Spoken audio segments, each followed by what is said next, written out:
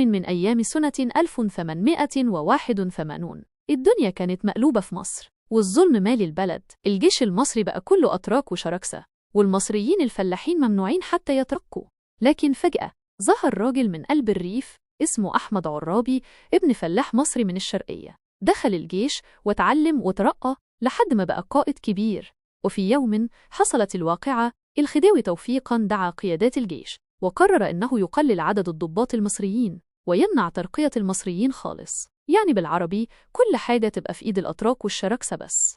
هنا بقى وقف أحمد عرابي وسط القصر وقدامه الخديوي نفسه وقال جملته اللي دخلت التاريخ: لقد خلقنا الله أحرارا ولم يخلقنا تراثا أو عقارا، فوالله الذي لا إله إلا هو لن نورث بعد اليوم. الخديوي اتصدم، إزاي ضابط مصري ابن فلاح يقول كده؟ لكن الحقيقة الشعب كان ورا عرابي، والجيش كمان.